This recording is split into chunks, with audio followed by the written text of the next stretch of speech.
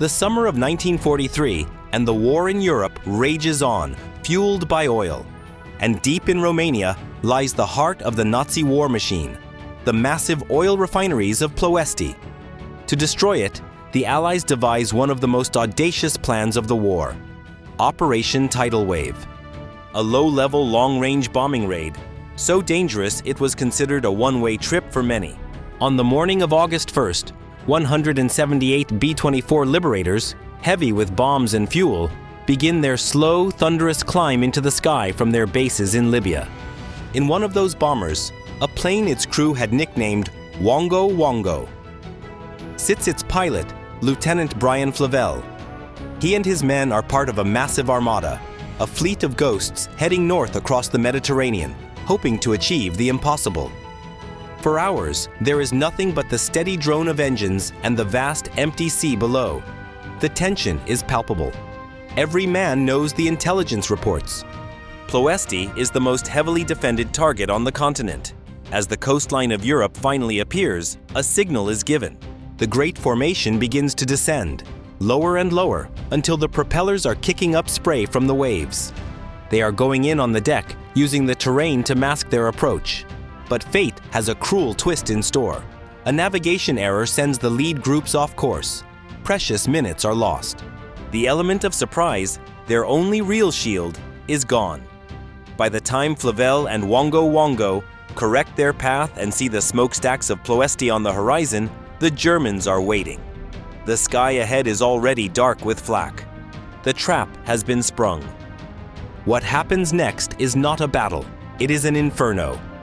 The low sky erupts in a storm of steel and fire. German and Romanian gunners, having watched their approach, fill the air with a curtain of tracer rounds and exploding shells. B-24s, mere feet from the ground, begin to disintegrate.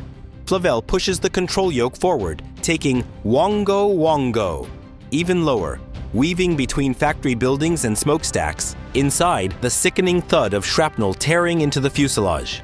The bombardier stares down his sight, the target growing larger. Steady, steady. He ignores the chaos, the fireballs erupting around him. The bomb bay doors open. For a few eternal seconds, they are utterly exposed. Then, bombs away. A direct hit. The refinery target vanishes in a satisfying, violent explosion. But success comes at a cost.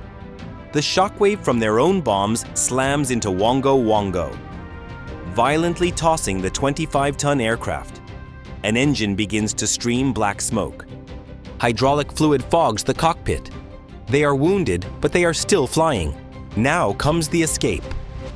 Flavel wrestles with the controls, urging the crippled bomber to gain altitude, to find the safety of the clouds. But the hunters are waiting. German Bf-109 fighters, like sharks drawn to blood, the gunners of Wongo Wongo. Scream warnings and return fire. There, 50 calibers painting the sky. A Messerschmitt bursts into flames and spirals down. Another breaks off, damaged. But the return fire is relentless. A cannon shell finds its mark inside the fuselage. A gunner slumps over his weapon. The intercom is filled with static and desperate shouts. Wongo Wongo is alone now, separated from the herd, bleeding fuel and hope. Brian Flavel sets a course for the distant sea, for home, nursing his dying aircraft every mile of the way. The final radio transmission from Wongo Wongo was heard over the Mediterranean. Then, silence. Lieutenant Brian Flavel and his entire crew were lost. One of 54 bombers and 660 airmen who did not return from Ploesti that day. The raid was a tactical failure. The refineries were repaired far quicker than hoped. But it became a legend of sheer courage.